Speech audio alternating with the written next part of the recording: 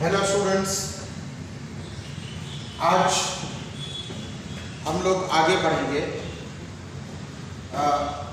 आपकी text book पे जो नेक्स्ट टॉपिक आपके पास है वो है वेंचुरीमीटर। तो इन वेंचुरीमीटर क्या होता है? Venturimeter is a device. It is a device which measures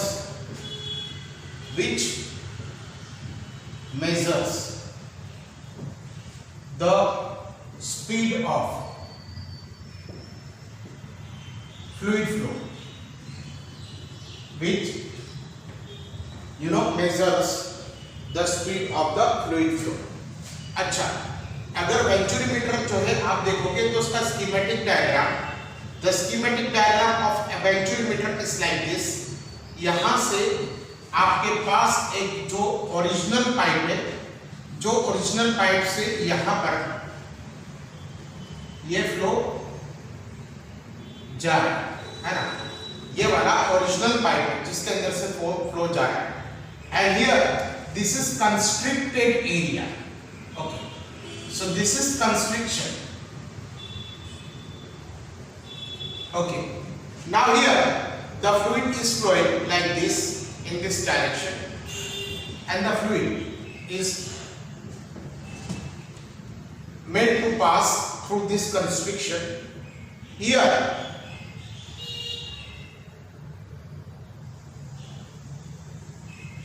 there is a venturi tube or U-tube, है ना? There is a venturi tube or U-tube is there। अब ये वाला कितना फ्लूइड जो है हमारे पास इतना आ जाएगा, and another fluid which is mercury, generally it is mercury, is filled in this U-tube।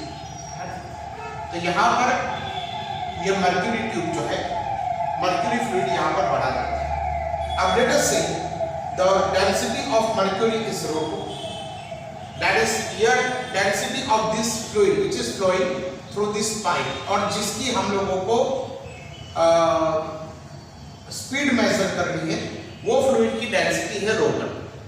Now this cross sectional area is having the measure of A1।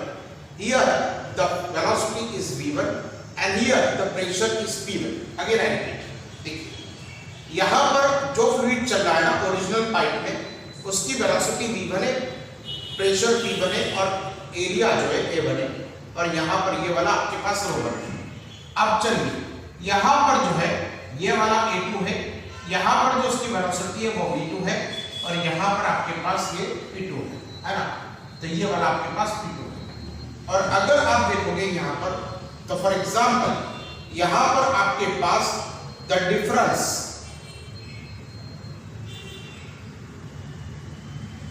Between these two surfaces of mercury, ये mercury की एक surface है, ये mercury की दूसरी surface है, it is going to be written as H। आपको ये सारा आपको लिखना है ना? वेंचुरीमीटर में आपको यहाँ लिखना है, it is a device which measures the speed of the fluid flow। फिर ये schematic diagram ड्रॉ करना है, और उसके बाद लिखना है कि here the cross sectional area of the broad end is suppose A1, pressure at the broad end is P1 and velocity is P1। Here the constricted area will have the area A2, velocity V2 and pressure we can say P2। Okay, so this is going to be we can say ρ2। Now obviously this P1 will have greater value than P2, है ना? तभी तो ये fluid ये direction में बढ़ेगा। So अगर हम लोग जो है फॉर एग्जाम्पल अगर हम लोग जो है यहाँ पर ये पॉइंट और इस पॉइंट, ये दोनों पॉइंट पर अगर हम लोग जो है यहाँ पर ये दोनों पॉइंट पर अगर हम लोग जो है बर्नौली का इक्वेशन अप्लाई करते हैं, so apply Bernoulli's equation, Bernoulli's equation यहाँ पर, तो ये क्या आ जाएगा P1 plus 1/2 rho V1 square, यहाँ पर डेंसिटी है ρ1, V1 स्क्वायर, लेट अस से H1 रो G, है ना, यहां से यहां तक की हाइट है हमारे पास h1, सो h1 रो जी, और यहां से यहां तक की हाइट है हमारे पास late us say h2, so obviously h1 and h2 are same, so p1 plus 1/2 rho v1 square plus h1 rho g is equal to p2 plus 1/2 rho v2 square plus h2 rho g, है ना। तो ये वाला कितना हो गया, p1 plus 1/2 rho v1 square plus h1 rho ji will have the value of p2 plus 1/2 rho v2 square plus h2 rho ji, but you can say that here h1 is equal to h2, okay। तो यहाँ पर अगर हम लोग h1 is equal to h2 है, यहाँ पर भी ये रो 1 आ जाएगा, यहाँ पर भी ये रो 1 आ जाएगा, so h1 and h2 they both will get cancelled, यहाँ पर इतनी हाइट और इतनी height they both will get cancelled, तो हमारे पास कितना आ जाएगा, p1 plus 1/2 rho v1 square is equal to p2 plus 1/2 rho v2 square। अच्छा, ये रो जो है बेटा इसकी बात करें अभी हम लोग, तो लेट अस से यहाँ पर भी रो 1 आ जाएगा, यहाँ पर भी रो 1 आ जाएगा, सो ये वाला आपके पास रो 1 ही आएगा। मतलब हम लोग बात करेंगे ये फ्लूइड की, सो p1 plus 1/2 rho 1 v1 square is equal to p2 plus 1/2 rho v1 v2 square। अब ये v2 के अंदर हमको इंटरेस्ट नहीं, we are not interested in v2, है ना। तो हम लोग क्या करेंगे, हम लोग जो है v2 को v1 में कन्वर्ट करेंगे, एंड ऑल्सो हम लोगों ने एक थियरी में पहले आगे पढ़ा है ना, हम लोगों ने एक थियरी में आगे पढ़ा है, बट वी नो, क्या हम लोग जानते हैं, we know that p1 minus p2, है ना, ये दोनों का प्रेशर डिफरेंस कितना होगा, so it is going to be h2 minus h1 into rho 2g। याद है, आपने पहले थियरी में आप आगे के वीडियोस देखिए तो उसके अंदर आपको जो है ये पता चल जाएगा। तो ये वाला आपके पास आ जाएगा, सॉरी ये वाला आ जाएगा आपके पास p1 minus p2 is equal to rho 2 minus rho 1 into hg। Yes, this is the correct one, है ना। तो ये वाला कितना आ जाएगा, p1 minus p2 is equal to rho 2 minus rho 1 into hg, ये वाला आपके पास आ जाएगा। सो let us say this is our equation number 1, this is our equation number 2, and according to law of continuity, ये कितना आता है, it is a1 v1 is equal to we can say a2 v1, so ये वाला कितना आ जाएगा, a1 upon a2 into v1 is equal to v2, है ना। let us say this is our equation number 3, okay. So what we did here, आप लोगों ने तीन इक्वेशन, पहला तो बर्नौली का यहाँ पर और यहाँ पर लगा दिया, अब h1 और h2 दोनों सेम था बेटा, तो हमारे पास क्या आ गया, p1 plus 1/2 rho 1 v1 square is equal to p2 plus 1/2 rho v2 square, but we know that ये डिफरेंस, ये वाली थियरी मैंने आपको आगे पढ़ा दी है, आगे के लेक्चर नंबर 1 में ही आपको मिल जाएगी। तो ये वाला p1 minus p2 is equal to rho 2 minus rho 1 into hg, अगर हम लोग जो है ये तीन इक्वेशन को इकट्ठा करेंगे, so from all this three equation, so we can say from equation number 1, 2 and 3 we can say, यहाँ पर हम लोग ऐसे लिखेंगे p1 minus p2, है ना बेटा, इसको हम लोग इधर लिख देंगे p1 minus p2 is equal to 1/2 rho 1 into v2 square minus 1/2 rho 1 into we can say v1 square। तो ये वाला हो जाएगा p1 minus p2 is equal to 1/2 rho 1 into v2 square minus 1/2 rho 1 into we can say v1 square, okay. So ये वाला मैं मिटा देता हूँ इसको, यहाँ पर ये स्कीमेटिक डायग्राम को मैं मिटा रहा हूँ क्योंकि मुझे आगे कैलकुलेशन करना है, और ये वाला भी जो है चलिए मैं मिटा देता हूँ, आप वापस थोड़ा सा वीडियो करके इसको एक बार लिख लीजिए। तो हमारे पास p1 minus p2 is equal to rho 2 minus rho 1 into h1g, है ना, hg not h1 but hg। ये h क्या था, ये दोनों सरफेसेस के बीच का डिस्टेंस, है ना, ये वाला h क्या था हमारे पास, तो यहाँ पर यूट्यूब में सपोज यहाँ पर आपके पास वो मर्क्यूरी था, और मर्क्यूरी अगर यहाँ पर आ रहा है तो ये दोनों के बीच का डिस्टेंस h था, है ना, वो h1 h2 नहीं, ये h था। तो ये वाला आपके पास आ गया रो 1 minus row 2 into hg is equal to 1/2 rho 1, और यहाँ पर v2 की जगह पे मैं क्या लिखूंगा, it is A1 upon A2 into V1 whole square, है ना। तो V2 की जगह पे मैं क्या लिख दूंगा 1/2 अब A1 upon A2 into V1 whole square minus 1/2 rho into V1 square, 1/2 rho into V1 square, but let me write here as rho 1। So ये वाला कितना आ जाएगा rho 2 minus rho 1 into Hg is equal to 1/2 rho यहाँ पर A1 square upon A2 square into V1 square minus 1/2 rho 1 into we can say V1 square. सो ये वाला आपके पास इतना आ गया। Now take out 1/2 rho 1 square as common. So ये वाला कितना आ जाएगा rho 2 minus rho 1 into Hg। If I take out rho 1 as constant तो ये वाला कितना आ जाएगा आपके पास A1 square upon A2 square minus 1।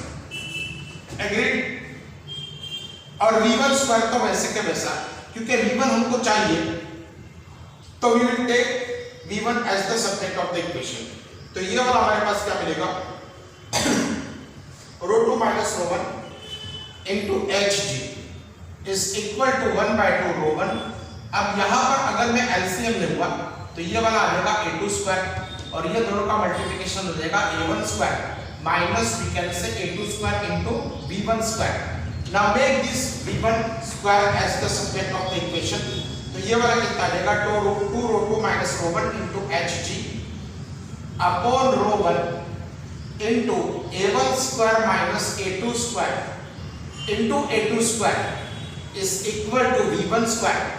Now if I take the square root both the sides, है ना, तो अगर मैं बोथ द साइड्स पे स्क्वायर रूट ले लूंगा तो ये V1 मुझे कितना मिलेगा तो ये वाला देखिए आपके पास 2 rho 2 minus rho 1 into Hg और ये A2 स्क्वायर को मैं बाहर निकाल देता हूँ स्क्वायर रूट में, ये भी स्क्वायर रूट में आएगा ना तो उसको मैं बाहर निकाल देता हूँ। तो 2 टाइम्स रो 2 minus rho 1 into Hg upon rho 1 into A1 square minus A2 square, है ना। तो ये वाला आपके पास आ गया A2 इंटू 2 टाइम्स रो 2 माइनस रो 1 इंटू Hg। ये वाला आपके पास क्या आ गया बेटा V1 आ गया। सो वेंचुअल लिमिटर का जो फॉर्मूला है आपके पास V1 is equal to square root of A2 into square root of 2 rho 2 minus rho 1 into Hg upon rho 1 into A1 square minus A2 का स्क्वायर। ये वाला जो है आपके पास स्पीड जो है आपको देगा किसकी, तो ये वाला आपको स्पीड देगा उस फ्लो की जो आपके पास मेन पाइप में चल रहा है। ओके, सो इतना लिखिए और फिर बाद में इसकी नोट बनाइए, इतना लिखिए। चलो अब हम लोग जो है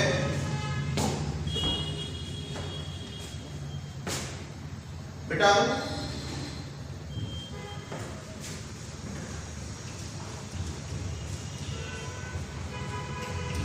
अब हम लोग जो है बात करेंगे स्प्रे पंप, है ना। तो स्प्रे पंप कैसे काम करता है। ओके, तो स्प्रे पंप जो है ये कैसे काम करता है। तो सपोज स्प्रे पंप या स्प्रे गन, तो इसके अंदर जो है आपको एक पाइप मिलेगा, पाइप के अंदर जो है आपको एक मूविंग पिस्टन मिलेगा and this moving piston is connected with the handle. ये वाला हैंडल से ये वाला मूविंग पिस्टन जो है कनेक्टेड है, ठीक है ना। अब ये वाला मूविंग पिस्टन कनेक्टेड है। अब यहां पर क्या होगा, यहां पर आपने एक टैंक रखा होगा, जो टैंक के अंदर आपने क्या करा होगा, यहां पर ये कनेक्टेड है और ये टैंक के साथ में, है ना, यहां पर आपने जिसको जो फ्लूइड को स्प्रे करना है that fluid has to be filled और यहां से एक बहुत छोटी सी कैपिलरी ट्यूब चाहिए, है ना, वेरी थिन कैपिलरी ट्यूब, ये यहां से जाएगी। तो ये वाली आपके पास कैपिलरी ट्यूब आ गई। अब जब आप जो है इस पिस्टन को इस डायरेक्शन में खींचोगे, मतलब if you move this piston from here to here, तो ये सारी एयर जो है यहाँ पर अंदर की तरफ चली आएगी। अब सारी एयर अंदर की तरफ चली आएगी तो यहाँ पर क्या क्रिएट हो जाएगा, तो यहाँ पर आपके पास वैक्यूम क्रिएट होगा। अगर ये वैक्यूम क्रिएट हुआ तो यहाँ का प्रेशर जो है मतलब टेम्पररी फॉर स्टेट फॉर आप देखोगे उसके अंदर तो फॉर फ्रैक्शन ऑफ सेकंड पे के लिए यहाँ पर वैक्यूम क्रिएट होगा, और जब यहाँ पर वैक्यूम क्रिएट होगा तो ये वाला प्रेशर तो आपके पास एटमॉस्फेरिक प्रेशर, अब ये प्रेशर बढ़ जाएगा, ये प्रेशर कम हो जाएगा, तो जो फ्लूइड है ना वो फ्लूइड जो है क्या करेगा, यहाँ पर ऊपर की तरफ फ्लो करेगा, है ना, ये वाला ऊपर की तरफ फ्लो करेगा, क्योंकि ये प्रेशर उसको यहाँ पर ऐसे उसको यहाँ पर ये बंद है ना, तो ये वाला आपके पास बंद है, तो यहाँ पर जो ये प्रेशर जो है इसको फोर्स करेगा तो ये फ्लूइड जो है यहाँ पर आ जाएगा। अब जब फ्लूइड यहाँ पर आया एग्जैक्टली उसी टाइम पे आपने पिस्टन को ये डायरेक्शन में चला दिया, तो अगर आप पिस्टन को ये डायरेक्शन में चला दिए तो यहाँ पर जो फ्लूइड के पार्टिकल्स है ना वो पार्टिकल्स हर डायरेक्शन में डिस्पर्स हो जाएंगे, all the fluid particles will get dispersed in all this sides, सभी साइड पे वो लोग जो है क्या हो जाएंगे, डिस्पर्स हो जाएंगे। तो ये वाला जो है हमारे पास वैक्यूम से मतलब ये वाला जो है स्प्रे पंप ऐसे काम करता है। सबसे पहले तो आपके पास क्या होगा, तो सबसे पहले यहाँ पर जो है पिस्टन यहाँ पर होगा, जैसे आप पिस्टन को इस डायरेक्शन में खींचेंगे vacuum will be created here, and due to this vacuum the pressure of this pump is nearly about it is nearly of the order of atmospheric pressure.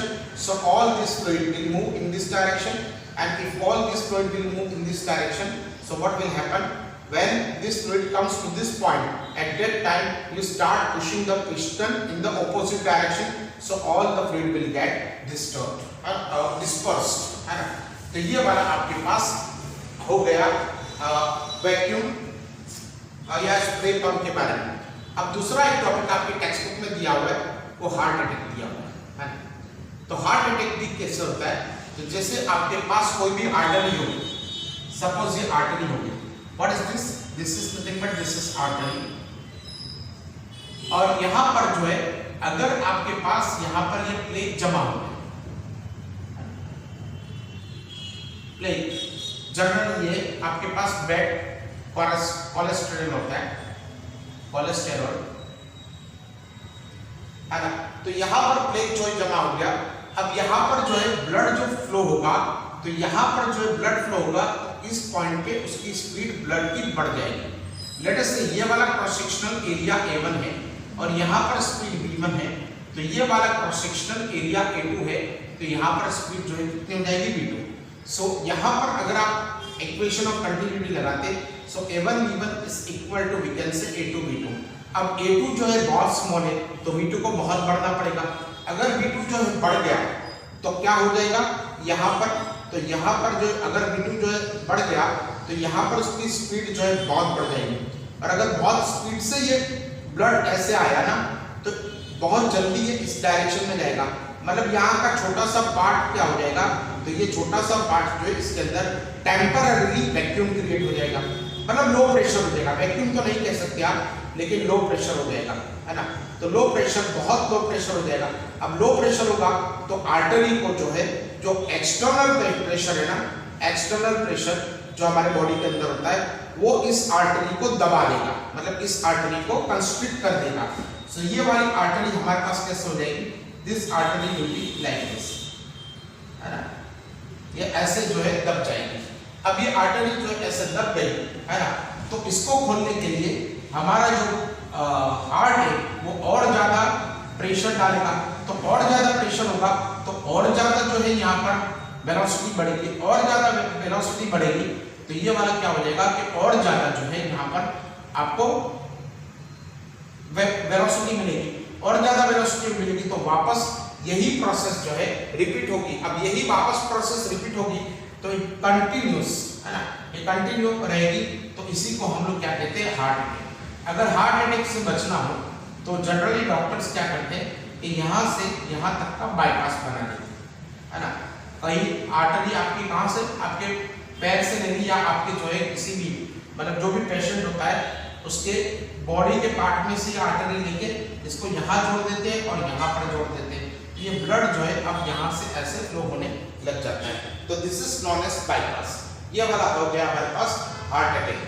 अब उसके बाद जो है आपकी टेक्स्ट बुक में जो दिया गया है वो है डायनेमिक लिफ्ट, है ना। डायनेमिक लिफ्ट का क्या मतलब होता है? Lift due to motion. Dynamic lift के बारे में हम लोग बात करेंगे।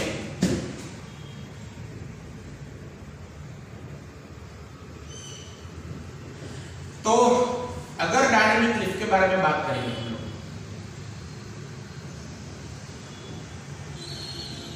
है ना, तो लिफ्ट ड्यू टू मोशन। अब कैसे होगा?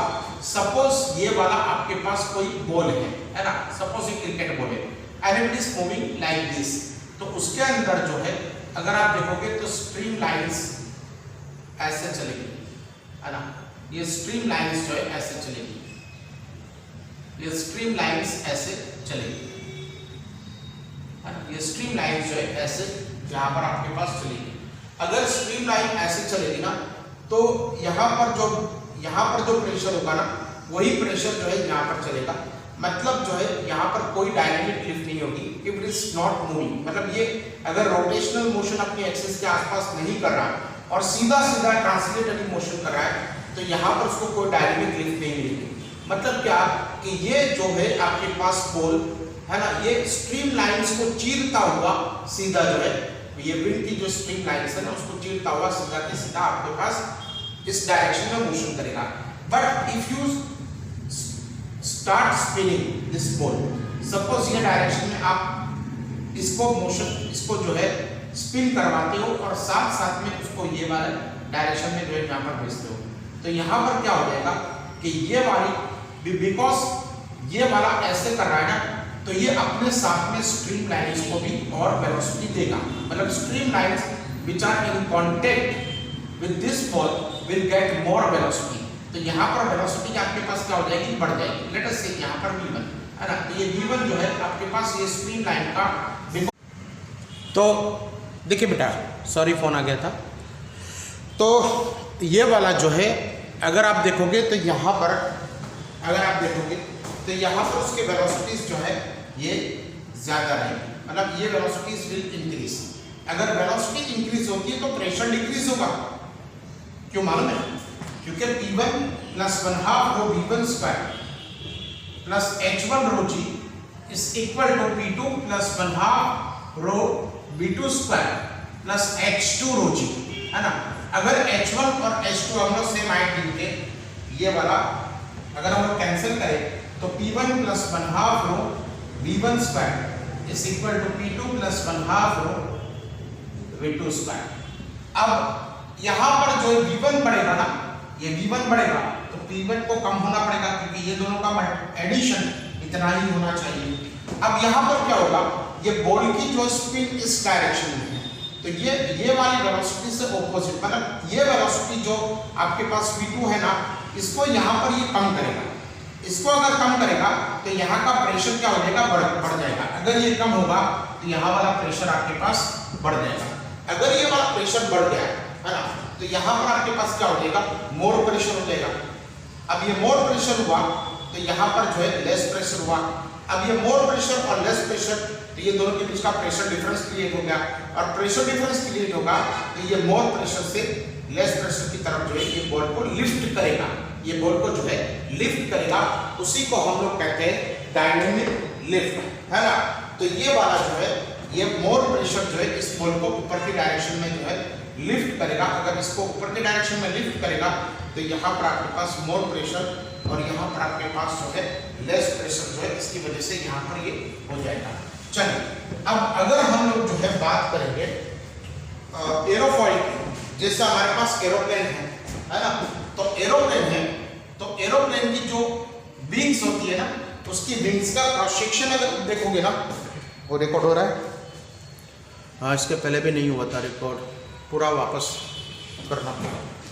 चलिए, ये एरोप्लेन जो है ना, ये एरोप्लेन की ये विंग्स है, ये विंग्स को जो है इसका क्रॉस सेक्शन अगर आप देखोगे ना, तो ये वाला हो जाएगा।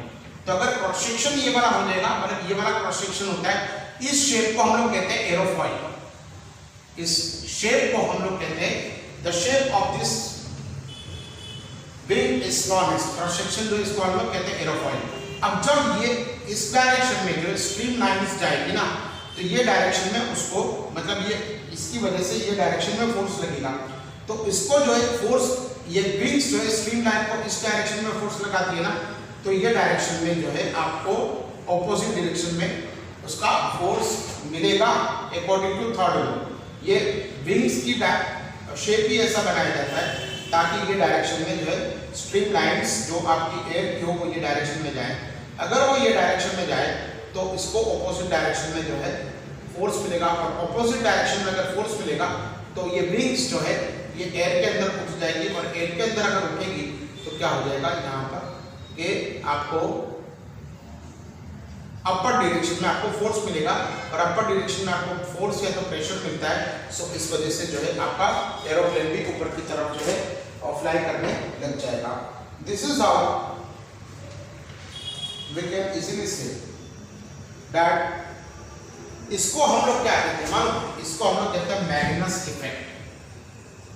इसको हम लोग कहते हैं मैग्नस इफेक्ट, ठीक है बेटा, इसको हम लोग कहते हैं मैग्नस इफेक्ट। अच्छा, अब हम लोग जो है नेक्स्ट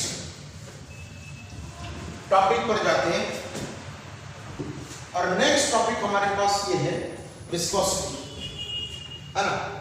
तो ये वाला जो है हमारे पास विस्कोसिटी। अब विस्कोसिटी को हम लोग कैसे मान सकते हैं? It is nothing but it is internal friction.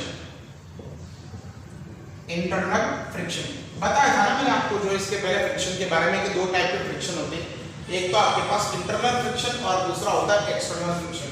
सो अगर जो हम लोग फ्रिक्शन की बात करें तो फ्रिक्शन जो है ये दो तरह का होता है, एक तो होता है आपके पास इंटरनल फ्रिक्शन और दूसरा होता है एक्सटर्नल फ्रिक्शन। एक तो होता है इंटरनल फ्रिक्शन और दूसरा होता है आपके पास एक्सटर्नल फ्रिक्शन, है ना।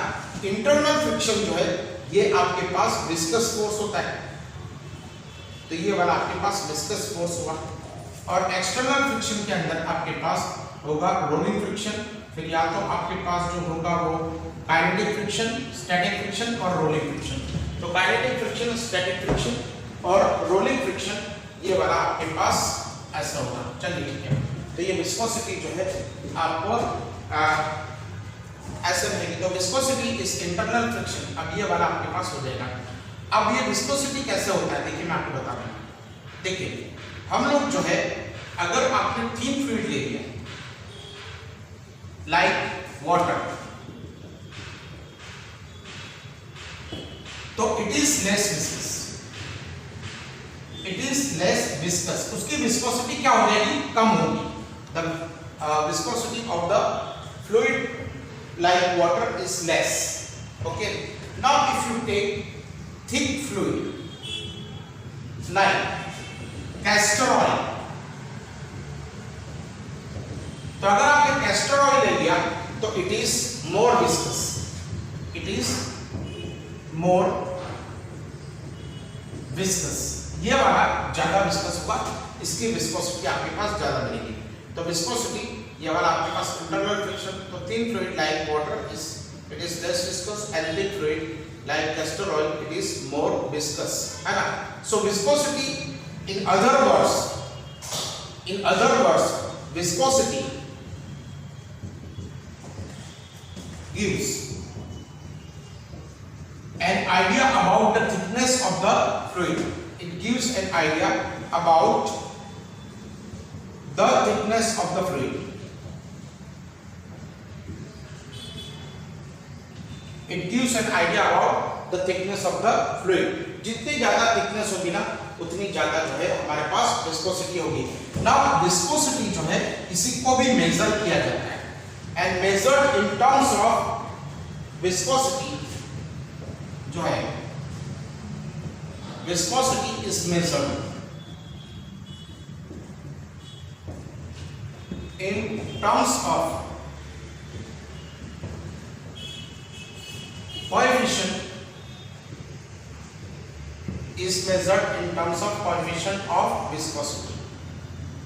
Coefficient of viscosity आपके पास रहेगा eta, है ना।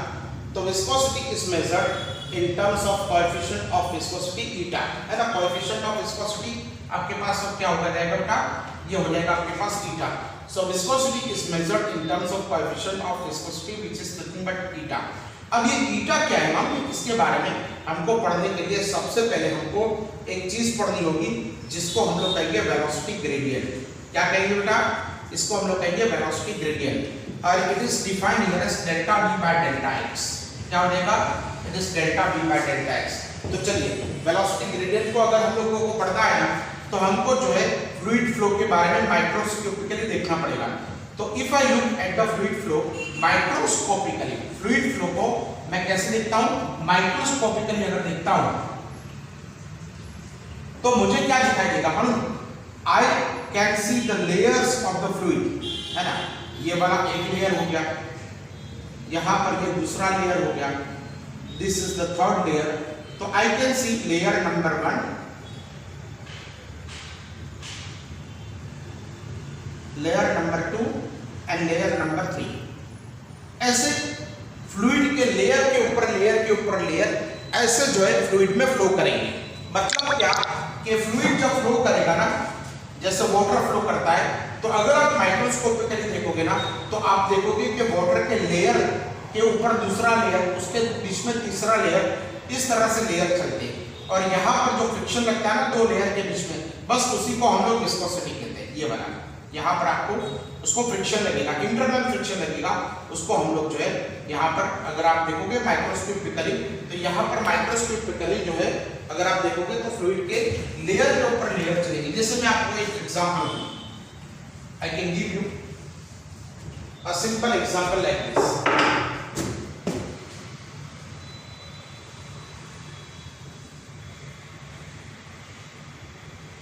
देखिए यहां पर ये वाला हमारे पास वाटर पाइप है,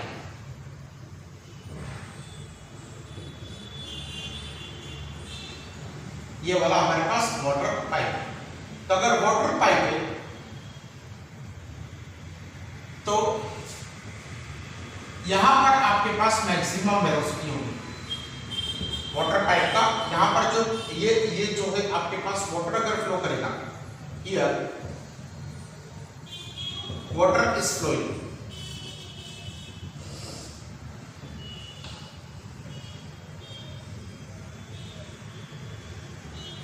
तो आप देखोगे ना तो यहां पर वाटर सिलिंड्रिकल लेयर के ऊपर दूसरा सिलेंडर के ऊपर तीसरा सिलेंडर, ऐसे आपके ऊपर लेयर के ऊपर आपको लेयर दिखाई देंगे।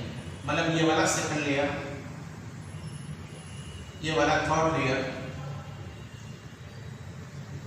ये वाला आपके पास फोर्थ लेयर है ना। तो अगर आप देखोगे ना तो ये जो सबसे सेंट्रल लेयर है, सेंट्रल लेयर, उसकी वेलोसिटी बहुत ज्यादा होगी, वेलोसिटी विल बी हाईएस्ट, है ना। ये वेलोसिटी आपके पास क्या मिलेगी? ये सेंटर से जो वाटर पास होगा ना उसकी वेलोसिटी मैक्सिमम होगी। और जो ये वाला लास्ट वाला लेयर है ना, it will remain stuck with the wall of the pipe, है ना। तो ये वॉल ऑफ द पाइप है ना, इसके साथ में ये चौंक के रहेगा, स्टक रहेगा, it will remain stuck with the wall of the pipe. तो यहां पर वेलोसिटी आपके पास कितना हो जाएगी? 0।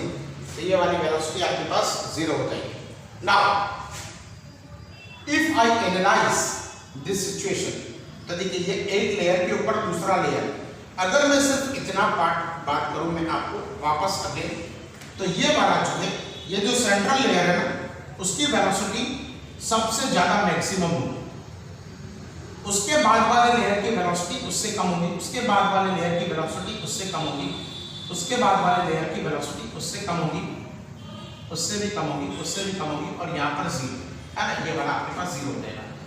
अब यहाँ पर जो है मैक्सिमम, यहाँ पर उससे भी कम, यहाँ पर उससे भी कम, यहाँ पर उससे भी कम, और यहाँ पर सबसे कम। मतलब यहाँ पर वेलोसिटी मैक्सिमम और ये वेलोसिटी डिक्रीज होती भी जाएगी, यहाँ पर भी ये वेलोसिटी आपके पास डिक्रीज हो जाएगी। अगर आपने ये सेंट्रल लाइन ले ली ना, if you take this central line to be the reference line, तो यहाँ पर आप सेंट्रल लाइन से किसी भी लेयर का डिस्टेंस आप गिनोगे तो that comes out to be, we can say x।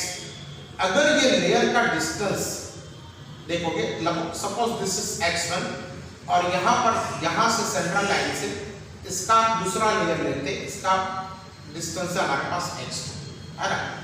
तो हम लोग क्या करेंगे, जस्ट यहां पर आपके पास वेलोसिटी है v1 और ये वाला है आपके पास x2। यहां पर वेलोसिटी है v1 और इसका डिस्टेंस है आपके पास x1। x1 क्या है, सेंट्रल लाइन से ये लेयर का डिस्टेंस, सेंट्रल लाइन से ये लेयर का distance. So we can say delta v by delta x, which is velocity gradient, is v2 minus v1 upon x2 minus x1। चलिए, तो delta v by delta x is equal to v2 minus v1 upon x2 minus x1, but we know that v2 is less than v1, so we can say v2 minus v1 is less than 0। ये वाला हो जाएगा आपके पास less than 0। तो अगर ये less than 0 होगा मतलब ये नेगेटिव होगा, सो वी कैन से v2 minus v1 will have negative value and x2 minus x1, ये देखिए x2 तो बड़ा है x1 छोटा है, तो this will have positive value। तो वेलोसिटी ग्रेडियंट आपको कैसे मिलेगा इन इस केस में, तो velocity gradient will be negative, so we can say the velocity gradient here will be negative, will be आपके पास क्या आ जाएगा, it will be equal to we can say negative। तो ये वाला आपके पास velocity gradient will be we can say negative। तो ये नेगेटिव आपको जो है वेलोसिटी ग्रेडियंट मिलेगा। कभी कभी हम लोग क्या करते हैं, कभी कभी जो है we take the layers very near to each other, है ना। तो अगर हम लोग ये वाला जो है I take layers to be very near to each other, so this will be equal to we can say dv by dx। ये वाला कितना हो जाएगा, ये वाला आपके पास हो जाएगा dv by dx। So dv by dx is nothing but it is a velocity gradient। So dv by dx is nothing but it is a velocity gradient। So sometimes it is written here as delta v by delta x, in other times it is written here as dv by dx। So delta v by delta x and dv by dx are nothing but velocity gradient। अब इसके अंदर हम लोग Newton का law पढ़ेंगे, है ना। तो न्यूटन्स लॉ ऑफ विस्कोसिटी, चलिए तो हम लोग जो है आगे बढ़ेंगे, फॉर एग्जाम्पल आगे बढ़ेंगे Newton's law of viscosity. So according to Newton's law, viscous force F is equal to eta A into dv by dx, but with the negative sign।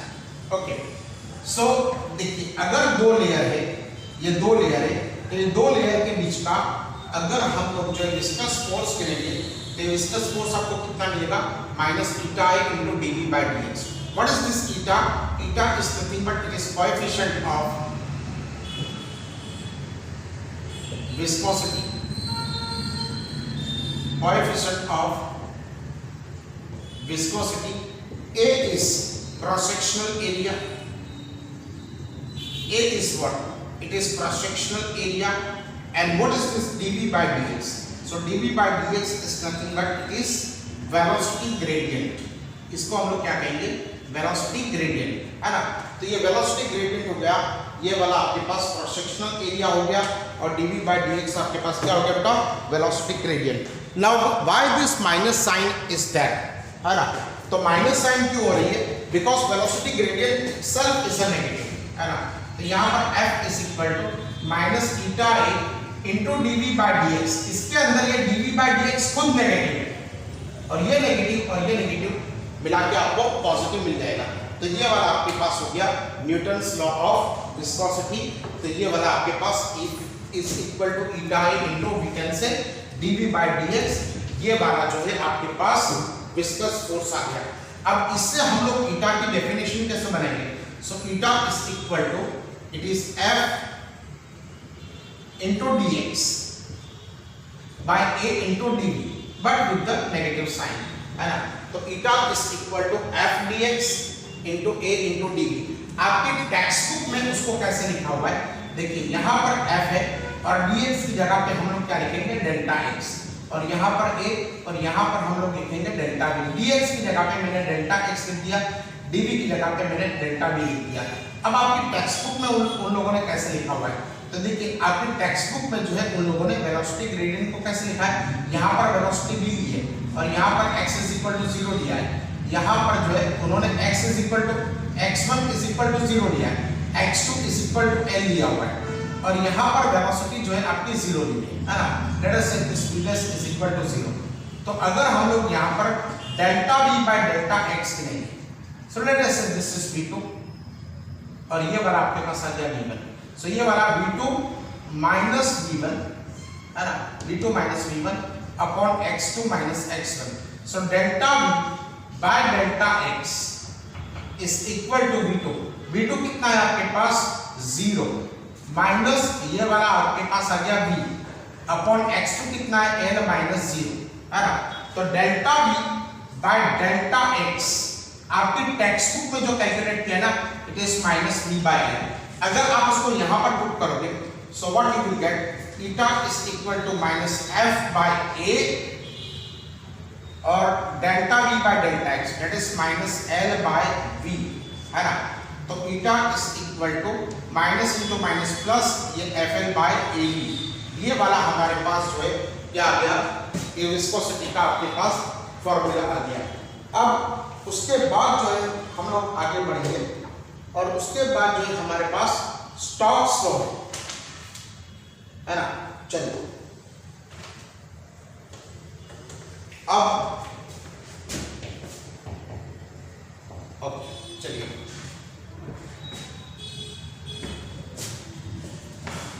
Next topic जो हमारे पास है वो है Stokes law. It is also true for, it is only true Stokes law। यार marker ही नहीं चल रही, Stokes law। Okay 1-2 minute बेटा, मैं मार्कर मैं इंक भर। ओके तो चलिए अभी हम लोग पढ़ते हैं स्टोक्स। तो ये वाला अगर हम लोग स्टोक्स लॉ पढ़ेंगे तो it is only true for spheres है ना। ये सिर्फ स्टोक्स लॉ जो है स्फीयर्स के लिए ही ट्रू है, having radius r, having radius r।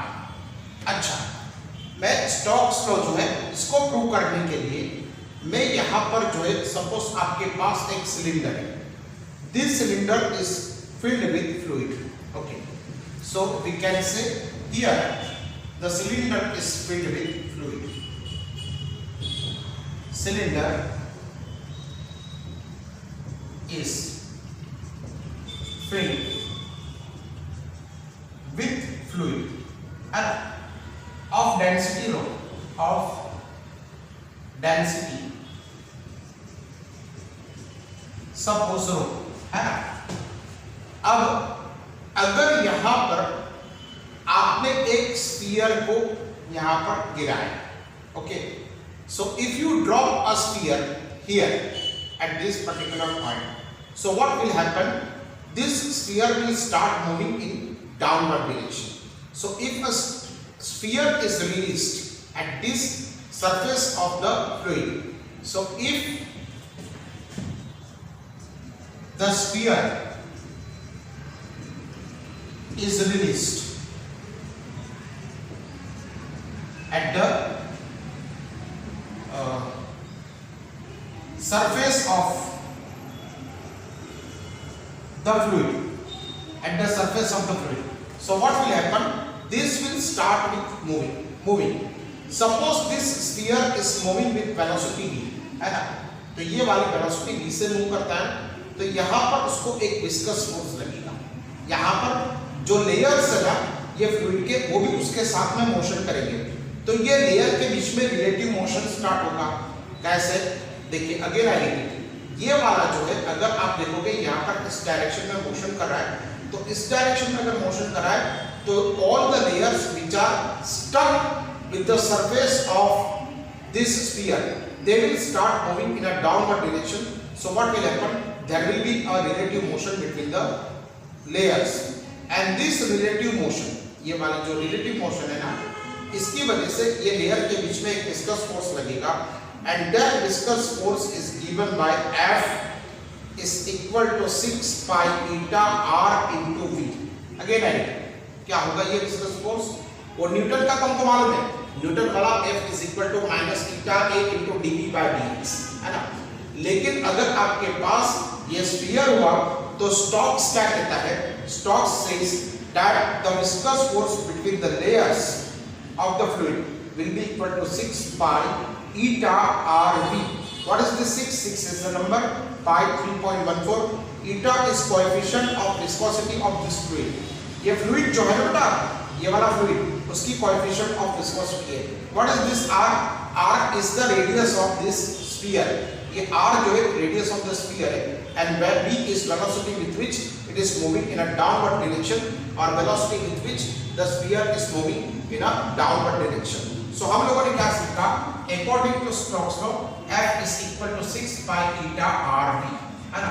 6 pi eta rv, 6 pi eta rv, 6 pi eta rv is the viscous force which is being exerted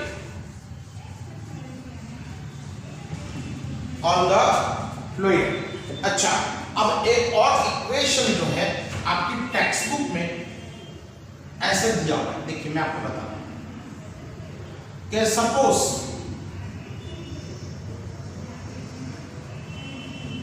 ये वाला फ्लूइड से भरा हुआ आपके पास सिलेंडर है, and if you drop a sphere here, यहां पर अगर आप स्फीयर को ड्रॉप करोगे, सो यहां पर इस स्फीयर में कितने फोर्सेस लगेंगे? तो एक तो उसको ग्रेविटेशनल फोर्स लगेगा, दूसरा उसको बाइंड फोर्स लगेगा, अपर डायरेक्शन में लगेगा ना आर्किमिडीज लॉ के हिसाब से, और तीसरा उसको विस्कस फोर्स लगेगा. आगे मैं आपको बता रहा हूं, देखिए ये ग्रेविटेशनल फोर्स लगेगा, बाइंड फोर्स लगेगा और विस्कस फोर्स लगेगा. विस्कस फोर्स जो है ये फ्रिक्शन है, ये Fg जो है उसको ग्रेविटेशनल, और बाइंड फोर्स अगेन आर्किमिडीज. तो क्या हो जाएगा हमारे में कि स्टार्टिंग में ग्रेविटेशनल फोर्स तो बहुत ज्यादा होगा, सो ग्रेविटेशनल फोर्स जो है ज्यादा होगा, तो यहां पर ये वाला आपके पास ये वाला जो स्फीयर है ना, ये मूव करेगा विद एक्सेलरेटेड मोशन. ये जो है एक्सेलरेटेड मोशन करेगा, तो ये एक्सेलरेटेड मोशन करेगा तो इसकी वेलोसिटी बढ़ती जाएगी. अब इसकी वेलोसिटी बढ़ेगी तो यहाँ पर जो है इसका जो विस्कस फोर्स है Fv 6 pi eta rv, तो इसमें वेलोसिटी बढ़ेगी ये स्फीयर की, तो ये फोर्स भी बढ़ता जाएगा. तो एक टाइम ऐसा आएगा जबकि ये ग्रेविटेशनल फोर्स, ये बाइंड फोर्स और विस्कस फोर्स के इक्वल हो जाएगा. मतलब gravitational force will be equal to Fv plus Fb ऐसा हो जाएगा. तो उस वक्त इस पे नेट फोर्स जीरो हो जाएगा. इस स्फीयर पे net force will be equal to, we can say zero. तो नेट फोर्स अगर जीरो हो गया तो उस वक्त जो वेलोसिटी से ये चलेगा ना नीचे की तरफ, मतलब विद कांस्टेंट वेलोसिटी, अगर ये नेट फोर्स जीरो हो गया तो ये कांस्टेंट वेलोसिटी से नीचे चलेगा. अगर कांस्टेंट वेलोसिटी से नीचे चलेगा तो उसको हम लोग कहते हैं टर्मिनल वेलोसिटी. ये वाला हमारे पास हो जाएगा terminal velocity, and terminal velocity vt is given by 2/9. क्या हो जाएगा? 2/9 r²g. देखिए g है ना, 2/9 r²g into rho minus rho naught upon eta. इसकी जो डेंसिटी है ना, इसकी हम लोग रो गिनेंगे. ये स्फीयर की डेंसिटी रो, और इसकी डेंसिटी हम लोग क्या करेंगे? फ्लूइड की rho naught. So vt is equal to 2/9 r²g. r क्या है? ये स्फीयर का रेडियस है, g gravitational acceleration, rho minus rho not upon eta. eta क्या है? ये फ्लूइड की कोएफिशिएंट ऑफ विस्कोसिटी. ये वाला फार्मूला आपके टेक्स्ट बुक में जो दिया हुआ है ना, वो टेक्स्ट बुक में विदाउट एनी डेरिवेशन दिया हुआ है, लेकिन हम लोग जो है इसको 101% जो है इसको डिराइव करेंगे. ये कैसे आ रहा है ना? तो terminal velocity is the velocity with which, it is the constant velocity with which the sphere moves in a downward direction in a cylinder filled with fluid, है ना? तो ये वाला आपके पास v2 is equal to 2/9 r square g rho minus rho not upon theta. तो ये वाली वेलोसिटी का फॉर्मूला आपकी टेक्स्ट बुक में डायरेक्ट किया हुआ है, लेकिन मैं आपको पढ़ाऊंगा ये फॉर्मूला जो है हमारे पास कैसे आया, और ये वाला फॉर्मूला जो है हम लोग डिराइव करेंगे but in the next lecture.